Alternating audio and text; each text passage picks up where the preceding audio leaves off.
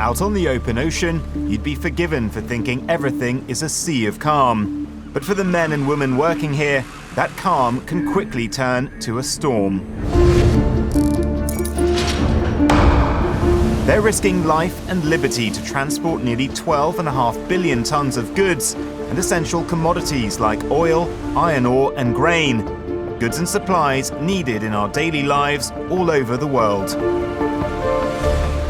The value of global shipping trade was $16.8 trillion in 2023. But for something so valuable and so essential, it is not without risks. From unjust criminalization to threats of violence and piracy, and even getting caught up in global conflict. For seafarers who are the backbone of international trade, their jobs can expose them to these dangers. Seafarers like Andre Lesota. He started his career aged just 14 in 1969, before rising to the rank of captain. In 2019, a voyage from Colombia to Mexico ended in disaster. Unbeknownst to Captain Lesota and his crew, some suspicious cargo had been smuggled aboard. It's some packages. I call an agent and said, listen, we have situation. Mexican officials confirmed the packages contained 240 kilograms of cocaine. Then, not long after arriving in Mexico, the vessel was raided.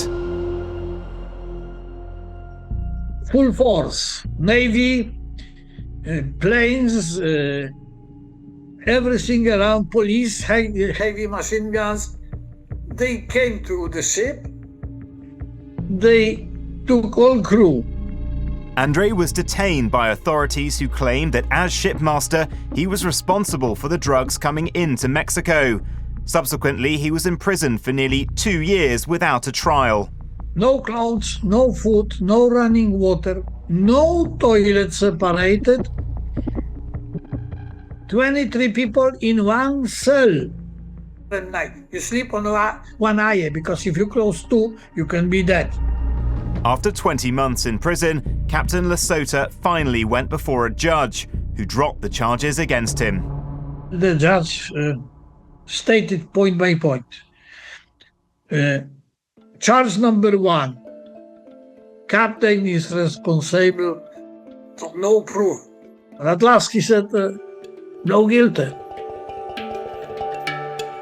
Captain Lesota retired following the ordeal, but his story isn't a one-off. According to one source, at least 96 seafarers have faced criminalization since 2020. But that's not the only risk to seafarers. Global conflict can also have a huge impact. During the 2026 Middle East conflict, more than 20,000 seafarers were stranded on ships in the Persian Gulf, and at least 10 were killed. Jakob Larsen knows just how dangerous life at sea can be. He's Chief Safety and Security Officer for BIMCO.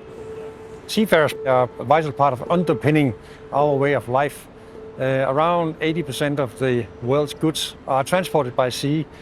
Seafarers face a lot of different risks. You can run into bad weather, risk of collision, groundings and the rest of it.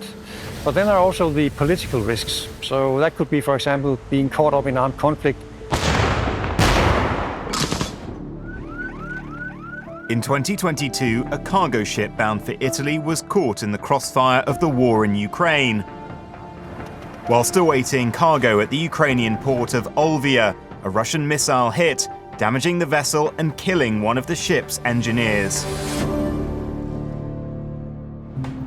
There are now urgent calls to do more for the welfare of seafarers. I think it's very much on the responsibility of governments really to do what they can to mitigate risks to seafarers.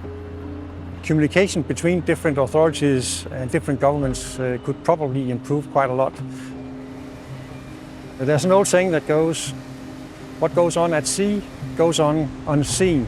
When people see big ships passing by, they don't necessarily think about the people working hard to keep that ship going and to deliver goods to the rest of the world.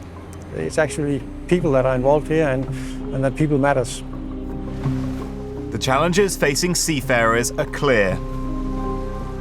But with more understanding of what a life at sea really means, then perhaps for the men and women who keep global trade moving, a safer future could be on the horizon.